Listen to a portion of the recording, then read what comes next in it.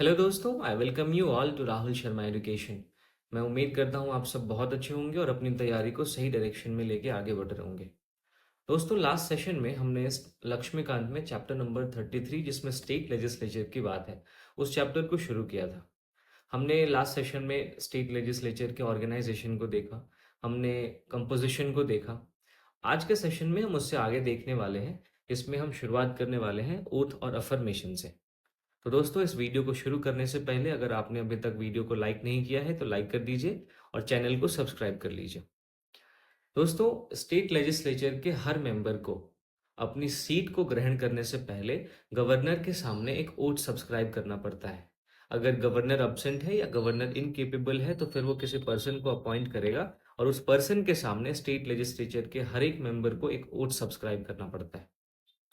आप ये जानेंगे कि विदाउट टेकिंग ओथ कोई भी मेंबर हाउस के प्रोसीडिंग्स में पार्टिसिपेट नहीं कर सकता, हाउस के किसी भी रेजोल्यूशन पे वोट नहीं कर सकता। ठीक है। और बिना वोट सब्सक्राइब किए कोई भी मेंबर, जो भी स्टेट लेजिस्लेचर के मेंबर्स को प्रिविलेजेस मिलता है या इम्यूनिटीज मिलती हैं, उनके लिए एलिजिबल नहीं होगा। ठीक है, तो ये आप बात ध्यान में रखेंगे। इसके साथ साथ आप देखेंगे कि अगर कोई भी पर्सन बिना ओथ सब्सक्राइब किए किसी भी हाउस के मीटिंग में अगर पार्टिसिपेट करता है, वहां पे बैठता है, तो वो जितने भी दिन बैठेगा उसको प्रत्येक दिन के लिए 500 रुपए का जुर्माना भरना पड़ता है। तो ये ओथ और अफर्मेशन की बात थी। अब हम बात करने वाले हैं वेकेशन ऑफ सीट्स के बारे में, कि कौन कौन से ऐसे सिचुएशंस हैं जिसमें स्टेट लेजिस्लेचर के जो सीट्स हैं वो खाली हो जाते हैं। तो सबसे पहला ऐसा सिचुएशन है डबल मेंबरशिप का। आप देखेंगे कि कोई भी पर्सन अगर किसी स्टेट लेजिस्लेचर के दोनों हाउसेस में इलेक्ट हो गया है तो उसको अपनी एक सीट खाली करनी पड़ती है। कौन सी सीट खाली करनी पड़ेगी, ये उस लॉ के द्वारा डिटरमिन किया जाएगा जिस लॉ को स्टेट लेजिस्लेचर बनाएगा। ठीक है, तो ये आप ध्यान में रखेंगे। दूसरा सिचुएशन है जब स्टेट लेजिस्लेचर में कोई भी सीट वेकेट हो जाती है फॉर डिस्क्वालिफिकेशन की। अब देखिए, डिस्क्वालिफिकेशन के तीन ग्राउंड्स हमने देखा है। एक तो कॉन्स्टिट्यूशन में जो ग्राउंड्स दिए हुए हैं वो, दूसरा आप देखेंगे रिप्रेजेंटेशन ऑफ पीपल एक्ट में जो ग्राउंड दिया हुआ है वो, और तीसरा आप देखेंगे जो 10th शेड्यूल में एंटी डिफेक्शन का जो ग्राउंड है वो। तो इन तीन ग्राउंड्स के बेस पर डिस्क्वालीफाइड किया जा सकता है किसी भी मेंबर को। तो जब भी कोई मेंबर डिस्क्वालीफाई होता है तो उसकी सीट विकेट हो जाती है। इसके साथ साथ प्रिजाइडिंग ऑफिसर को कोई भी मेंबर रिटर्न में अपना रेजिग्नेशन सौंप सकता है, और जब कोई मेंबर रिजाइन करता है तो उसकी सीट वेकेट हो जाती है।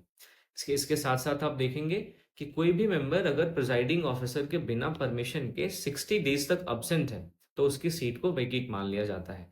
इसके साथ कुछ ऐसे भी केसेस हैं जिसके माध्यम से स्टेट लेजिस्लेचर के सीट वेकेट हो सकते हैं। जैसे अगर कोर्ट ने किसी मेंबर के इलेक्शन को वाइड डिक्लेयर कर दिया, हाउस ने किसी मेंबर को एक्सपेल कर दिया, अगर कोई भी मेंबर प्रेसिडेंट या वाइस प्रेसिडेंट के ऑफिस के लिए सेलेक्ट हो गया हो, या कोई भी मेंबर गवर्नर के तौर पे अपॉइंट हो गया हो, तो इन चार केसेस में भी आप देखेंगे कि स्टेट लेजिस्लेचर की सीट वेकेट हो जाती है। तो ये हमने वेकेशन ऑफ सीट्स देखा। Now let's talk about presiding officers of state legislature. मैंने आपको पार्लियामेंट वाले चैप्टर में बताया था कि पार्लियामेंट में जो दो हाउसेस होते हैं, लोकसभा और राज्यसभा, उन दोनों हाउसेस को प्रिजाइड करने के लिए प्रिजाइडिंग ऑफिसर्स होते हैं। सेम चीज आप देखेंगे स्टेट लेजिस्लेचर में भी। अगर कहीं स्टेट लेजिस्लेचर में दो हाउसेस हैं, यानी लेजिस्लेटिव असेंबली और लेजिस्लेटिव काउंसिल दोनों हैं, तो हम देखेंगे कि असेंबली में कौन प्रिजाइडिंग ऑफिसर होता है और काउंसिल में कौन प्रिजाइडिंग ऑफिसर होता है। सबसे पहले बात करते हैं लेजिस्लेटिव असेंबली के प्रिजाइडिंग ऑफिसर की। तो लेजिस्लेटिव असेंबली में स्पीकर और डिप्यूटी स्पीकर, ये दो प्रिजाइडिंग ऑफिसर्स होते हैं। इसके साथ साथ स्पीकर एक पैनल ऑफ चेयरपर्सन को नॉमिनेट करता है, जो स्पीकर और डिप्यूटी स्पीकर इन दोनों के अब्सेंस की स्थिति में उनमें से कोई भी एक पर्सन, उनमें उस पैनल में से कोई भी एक मेंबर जो होगा वो असेंबली को प्रिजाइड करेगा। लेजिस्लेटिव काउंसिल के प्रिजाइडिंग ऑफिसर की बात करें तो चेयरमैन होता है और वाइस चेयरमैन होता है।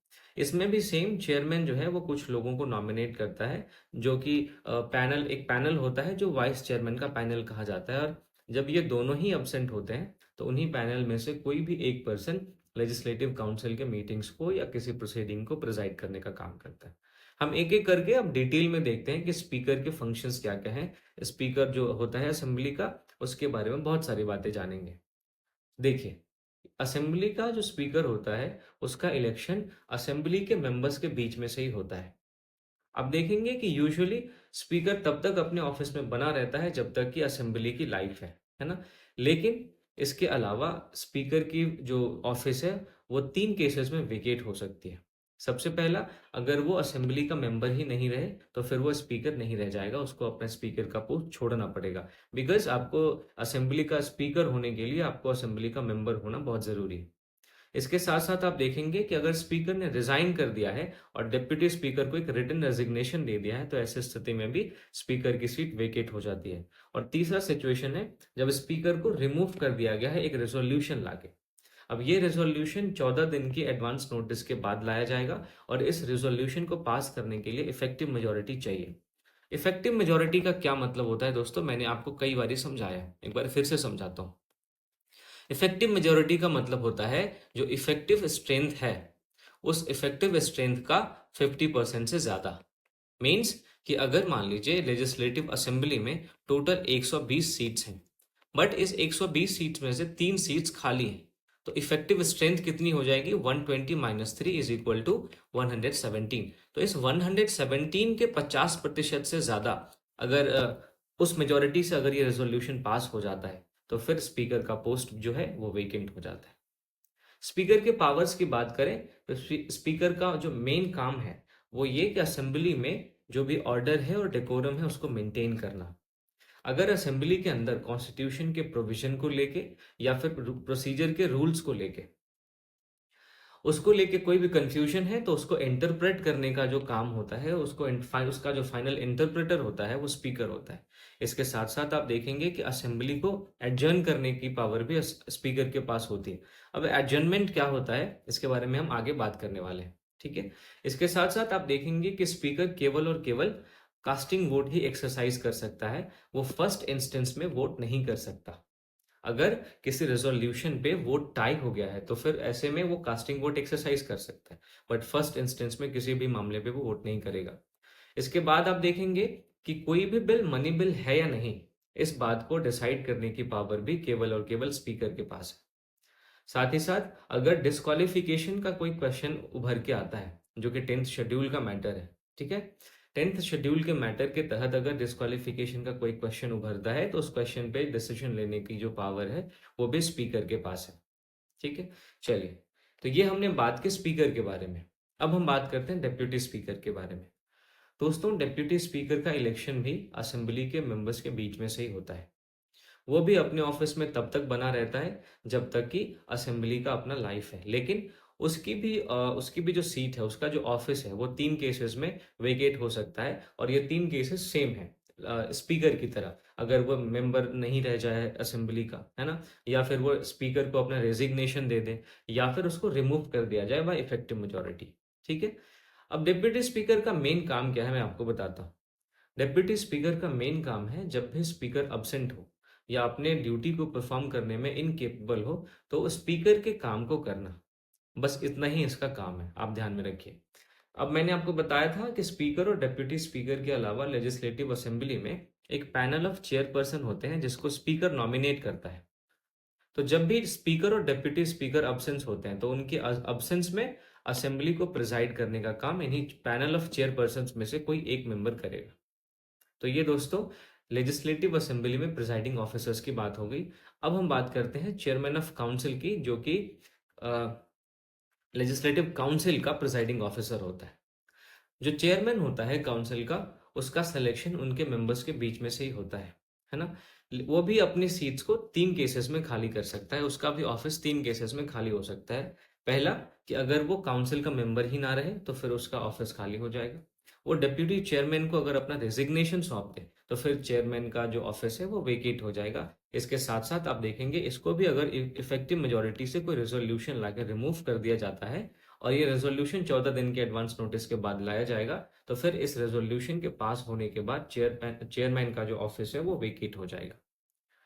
तो चेयरमैन का फंक्शन क्या है आप देखेंगे, जिस तरीके से लेजिस्लेटिव असेंबली में स्पीकर का फंक्शन है सेम फंक्शन आप चेयरमैन का भी देखेंगे, बट थोड़ा सा एक एक्सेप्शन है मनी बिल्स को लेके, कि मनी बिल्स कौन से बिल्स होंगे इस बात का डिसीजन केवल और केवल स्पीकर ले सकता है, चेयरमैन को इस बात का कोई भी पावर नहीं है। तो ये थोड़ा सा एक एक्सेप्शन है, उसके अलावा बाकी सारे पावर्स और फंक्शंस आप स्पीकर की तरह ही चेयरमैन का देखेंगे। अब बात करते हैं डेप्यूटी स्पीकर, माफ कीजिएगा, डेप्यूटी चेयरमैन की। डेप्यूटी चेयरमैन को भी काउंसिल के मेंबर्स के बीच में से ही इलेक्ट किया जाता है। वो भी 3 केसेस में अपने ऑफिस को वेकेट कर सकता है, जो मैंने आपको चेयरमैन और स्पीकर उनके केसेस में बताए हैं, सेम केसेस हैं। साथ ही साथ आप देखेंगे कि डेप्यूटी चेयरमैन का जो मेन काम है वो है चेयरमैन के ड्यूटीज को परफॉर्म करना जब भी उसका ऑफिस वेकेंट हो या जो चेयरमैन है वो खुद अब्सेंट हो। अब देखेंगे कि लेजिस्लेटिव काउंसिल में भी चेयरमैन जो है वो एक पैनल ऑफ वाइस चेयरमैन को नॉमिनेट करता है। तो जब भी चेयरमैन या डेप्यूटी चेयरमैन अब्सेंट होते हैं तो इन्हीं पैनल में से कोई भी एक मेंबर लेजिस्लेटिव काउंसिल के मीटिंग्स को या प्रोसीडिंग्स को प्रिजाइड करता है। तो ये हमने बात की दोस्तों presiding officers of state legislature के बारे में। अब हम बात करने वाले हैं स्टेट लेजिस्लेचर के सेशंस के बारे में। तो यहाँ पे कुछ टर्म्स हैं। इन टर्म्स को मैंने पार्लियामेंट वाले चैप्टर में काफी डिटेल में एक्सप्लेन किया है। तो यहाँ पे मैं आपको ऊपर ऊपर या इसको छोटे छोटे शब्दों में आपको समझाते हुए मैं आगे बढ़ूंगा। मैं आपसे बार बार कह रहा हूँ कि अगर आपने पार्लियामेंट वाला चैप्टर नहीं देखा है तो प्लीज आप पहले उस चैप्टर को देखें, फिर आप इसको देखें। तो मैंने आपको पिछले वीडियो में भी बोला था, बहुत ही कम एफर्ट में ना आप इस पूरे चैप्टर को बहुत आसानी से समझ सकते हैं। तो चलिए हम बात करते हैं छोटे छोटे टर्म्स की। सबसे पहले हम देखते हैं सेशंस ऑफ स्टेट लेजिस्लेचर में समनिंग। समनिंग का मतलब होता है सेशन को बुलाना, और समनिंग की जो पावर है वो गवर्नर के पास होती है। अब मैंने आपको पार्लियामेंट वाले चैप्टर में बताया था कि 3 सेशन होते हैं। एक होता है बजट सेशन, एक होता है मॉनसून सेशन, और लास्ट वाला होता है विंटर सेशन। ठीक है, तो एक साल में 3 सेशन होते हैं, और आपको ध्यान क्या रखना है कि किसी भी 2 सेशन के बीच में 6 महीने से ज्यादा का गैप नहीं होगा। इसका मतलब यह है कि एक साल के अंदर एटलीस्ट 2 सेशंस तो होने ही है। तो समन करने की पावर गवर्नर के पास होती है, और समन करने का मतलब होता है किसी भी सेशन को बुलाना। ओके, दूसरा टर्म है एडजर्नमेंट, जिसके बारे में मैंने आपसे पहले थोड़ी देर पहले चर्चा की है स्पीकर वाले टॉपिक पे। चलिए, एडजर्नमेंट का मतलब होता है किसी भी हाउस में एक सिटिंग को स्पेसिफाइड टाइम के लिए सस्पेंड कर देना। आपको ध्यान क्या रखना है कि एडजर्नमेंट में स्पेसिफाइड टाइम के लिए सस्पेंड किया जाता है, और एडजर्नमेंट करने की जो पावर है वो प्रिजाइडिंग ऑफिसर के पास होती है। ठीक है, एडजर्नमेंट सीने डाई एक टर्म है जिसका मतलब क्या होता है, किसी भी सिटिंग को टर्मिनेट करना इंडेफिनिट पीरियड के लिए। अब देखिए इन दोनों में अंतर यह है कि एक में स्पेसिफाइड टाइम के लिए सस्पेंड किया जाता है, वहीं एडजर्नमेंट सीने डाई में इंडेफिनिट पीरियड के लिए टर्मिनेट कर दिया जाता है। और इन एडजर्नमेंट और एडजर्नमेंट सीने डाई, इन दोनों को करने की पावर प्रिजाइडिंग ऑफिसर के पास होती है। अगला जो टर्म है दोस्तों वो है प्रोरोगेशन। प्रोरोगेशन का मतलब होता है सत्रावसान, इसको हिंदी में सत्रावसान कहते हैं। प्रोरोगेशन के माध्यम से आप देखेंगे कि सेशन को एंड कर दिया जाता है। दरअसल होता क्या है कि प्रिजाइडिंग ऑफिसर पहले एडजर्नमेंट सीने डाई डिक्लेयर करता है, और उसके अगले कुछ दिनों के बाद गवर्नर प्रोरोगेशन को इशू करता है। तो मैंने आपको बताया कि एडजर्नमेंट और एडजर्नमेंट सीने डाई ये दोनों करते हैं प्रिजाइडिंग ऑफिसर। वहीं आप देखेंगे कि समनिंग, प्रोरोगेशन और डिसोल्यूशन ये तीनों करते हैं गवर्नर। ठीक है, ध्यान में रखेंगे। डिसोल्यूशन अगला टर्म है, इसका मतलब होता है लेजिस्लेटिव असेंबली के वेरी लाइफ को खत्म कर देना। अब आप देखेंगे क्योंकि लेजिस्लेटिव काउंसिल एक परमानेंट चेंबर है, तो लेजिस्लेटिव काउंसिल का डिसोल्यूशन नहीं होता है, केवल और केवल लेजिस्लेटिव असेंबली का डिसोल्यूशन होता है। तो डिसोल्यूशन करने की पावर भी गवर्नर के पास है, और जब भी डिसोल्यूशन होता है तो एक नया इलेक्शन हेल्ड किया जाता है, और उस इलेक्शन के बाद एक नया हाउस बन के आता है। ठीक है, तो डिसोल्यूशन ये होता है। अब आप देखिए, जब भी लेजिस्लेटिव असेंबली का डिसोल्यूशन होता है तो हो सकता है कि उस लेजिस्लेटिव असेंबली में कई सारे बिल्स पेंडिंग हो। तो अलग अलग बिल्स पे क्या इफेक्ट पड़ेगा डिसोल्यूशन का, हम उसको अब समझने की कोशिश करेंगे। सबसे पहले आप देखेंगे कि अगर कोई भी बिल असेंबली में पेंडिंग है, रिगार्डलेस ऑफ इट्स ओरिजिन, ये कोई मैटर नहीं करता कि वो बिल लेजिस्लेटिव काउंसिल में ओरिजिनेट हुआ है या लेजिस्लेटिव असेंबली में ओरिजिनेट हुआ है, कोई भी बिल अगर लेजिस्लेटिव असेंबली में पेंडिंग है तो फिर वो लैप्स कर जाएगा अगर डिसोल्यूशन होता है तो।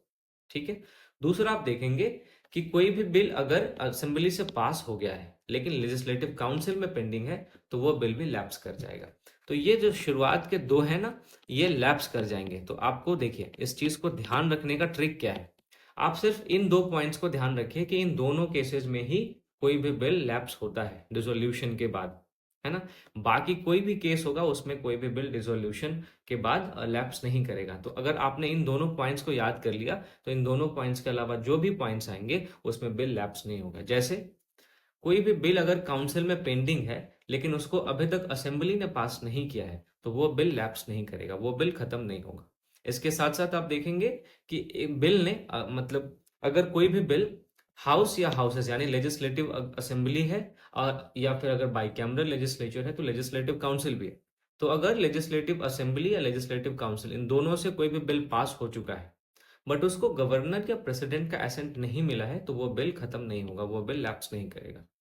इसके बाद अगर दोनों हाउसेस से पास होने के बाद गवर्नर के पास बिल गया, माफ कीजिएगा, प्रेसिडेंट के पास बिल गया और प्रेसिडेंट ने उस बिल को रिकंसिडर करने के लिए रिटर्न किया है स्टेट लेजिस्लेचर को, तो वो बिल भी लैप्स नहीं करेगा।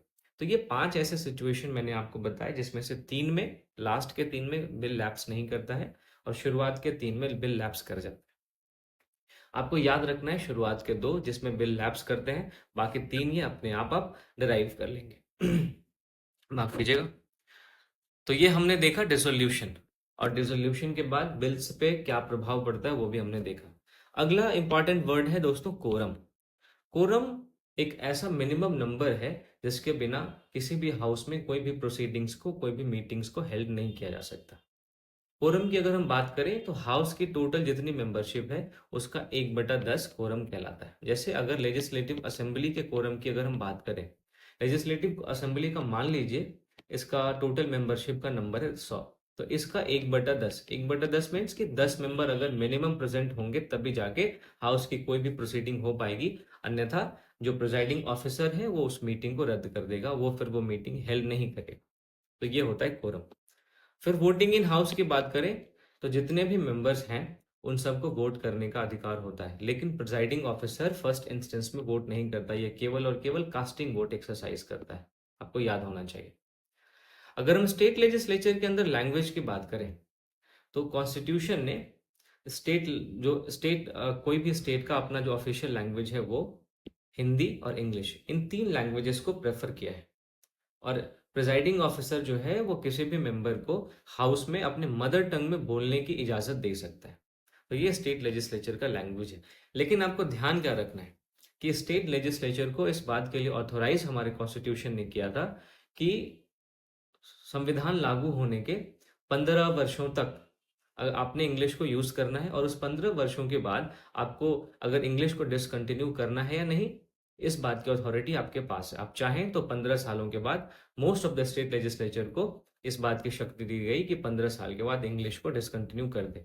बट कुछ ऐसे स्टेट्स हैं जैसे गोवा हो गया, मणिपुर हो गया, मेघालय हो गया, इसके अलावा भी कई सारे स्टेट्स थे, उनके लिए ये 15 साल की जो लिमिट थी वो 40 साल कर दी गई थी। ये आपको ध्यान में रखना है। तो ये हमने देखा स्टेट लेजिस्लेचर में लैंग्वेज के बारे में। अब हम देखते हैं कि मिनिस्टर्स और एडवोकेट जनरल के क्या क्या राइट्स हैं स्टेट लेजिस्लेचर के अंदर में। अब देखिए कि जितने भी मिनिस्टर हैं उन सबको और एडवोकेट जनरल को किसी भी हाउस के प्रोसीडिंग्स में पार्टिसिपेट करने का और बोलने का राइट है। अगर वो किसी मेंबर कमिटी के मेंबर हैं तो उसमें भी उनको पार्टिसिपेट करने का राइट है। बट मिनिस्टर या एडवोकेट जनरल इन दोनों में से कोई भी बिना वोटिंग के बोल सकता है या पार्टिसिपेट कर सकता है, वोटिंग करने का राइट इनको नहीं है। तो आई होप